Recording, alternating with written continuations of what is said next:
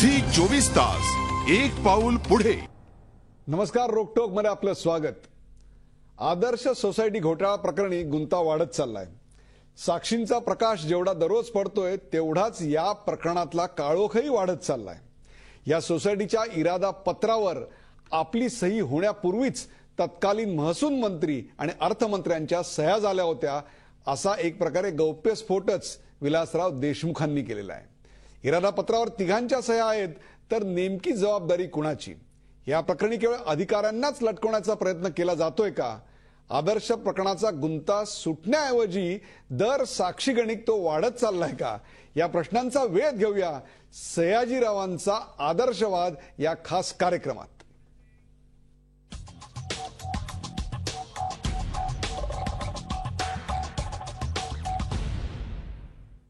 या विषयावर चर्चा करण्यासाठी आपल्या सोबत आहेत काँग्रेसचे प्रवक्ते जनार्दन चांदूरकर, कोल्हापुरातून आहेत भारतीय जनता पक्षाचे प्रवक्ते माधव भंडारी,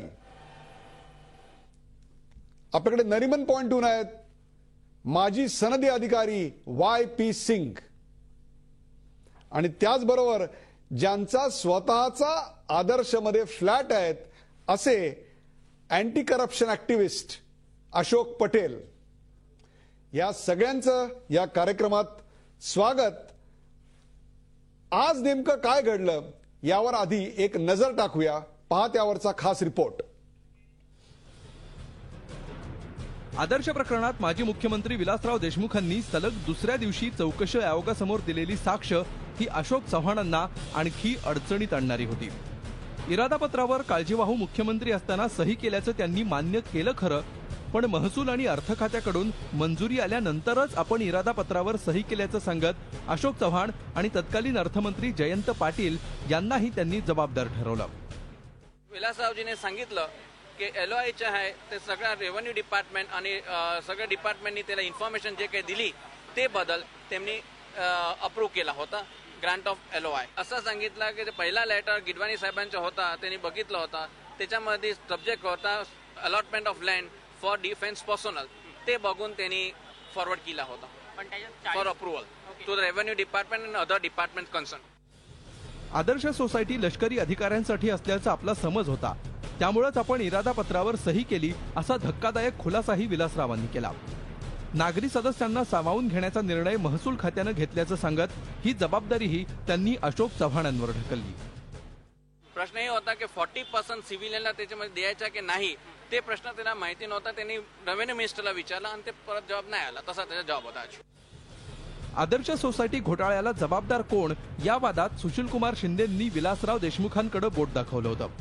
त्यानंतर आता विलासराव देशमुखांनी सर्व खापर अशोक चव्हाणांवर फोडलाय, त्यामुळे शनिवारी अशोक चव्हाण कुणाकडे बोट दाखवणार याची आता उत्सुकता आहे। झी 24 ताससाठी देवेंद्र कोल्हटकर, मुंबई। नमस्कार, झी 24 तासच्या सयाजीरावांचा आदर्शवाद या विशेष कार्यक्रमात आपलं स्वागत।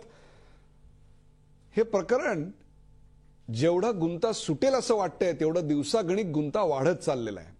प्रत्येक साक्ष आली की यातले काही पैलू उलगडत जातील असं वाटतंय, तर नवनवीन गोष्टी सामोऱ्या होत आहेत।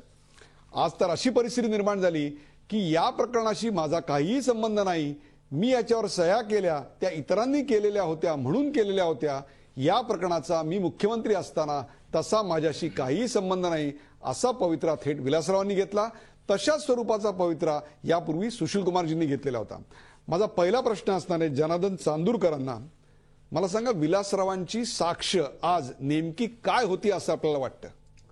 नाही, आपल्या चॅनलवरती हा जो विलासरावांच्या तोंडामध्ये शब्द घातले, हा केवळ एक प्रकारचा विलासरावांच्यावरती आपण अन्याय करतात आणि लोकांच्या मध्ये एक प्रकारचा गैरसमज करण्याचा प्रकार आहे। विलासरावांनी आपल्या चॅनलच्या आपल्या रिपोर्टमध्ये सांगितलं, इरादा पत्रावरती मंत्र्याची सही असते, हा आपण कुठून शोध लावला।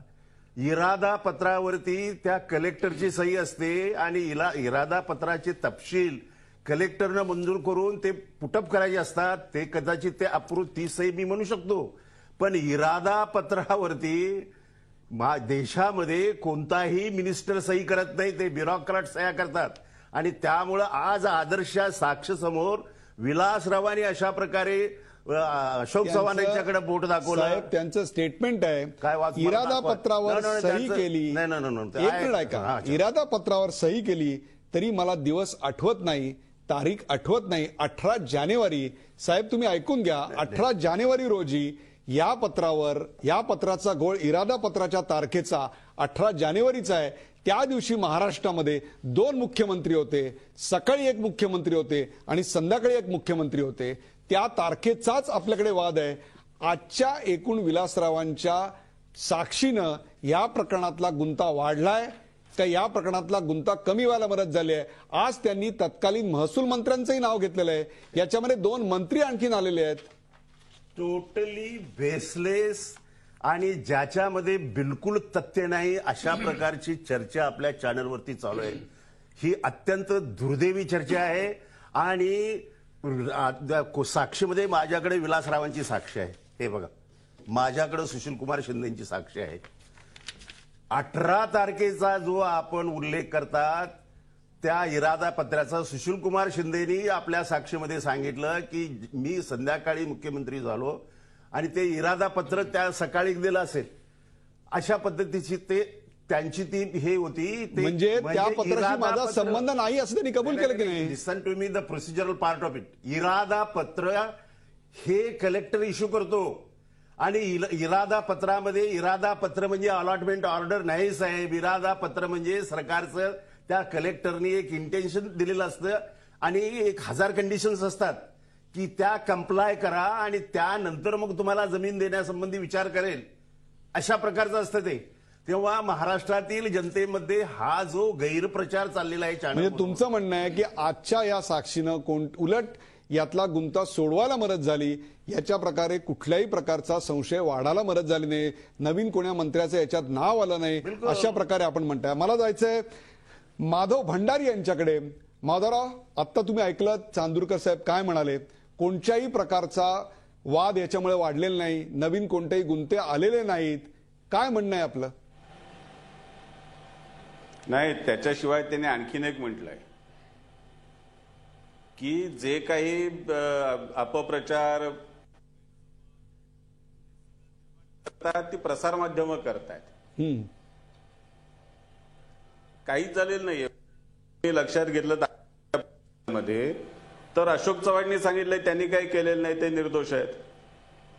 सुशीलकुमार शिंदेनी सांगितलंय की त्यांनी तर काहीच केलेलं नाही बिचारे, ते काळजीवाहू मुख्यमंत्र्याच्या नंतर आले. आणि आज सुशीलकुमार शिंदेनी ज्या काळजीवाहू मुख्यमंत्र्यांचं नाव घेतलं होतं त्यांनी सांगितलं की त्यांनी काही केलेलं नाही, त्यांनी तर फायली वाचलेलं सुद्धा नाही. म्हणजे सगळ्याचा अर्थ असा आहे की गेले 4-5 वर्ष या आदर्शच्या विषयावरून जो काही गदारोळ चालू आहे तो विनाकारण प्रसारमाध्यमांमधल्या काही व्यक्तींचा वेळ जात नाही. त्यामुळे त्या स्वतःच्या करमणुकीसाठी त्यांनी चालवलेला हा खेळ आहे. प्रत्यक्षात काही झी 24 तास एक पाऊल पुढे.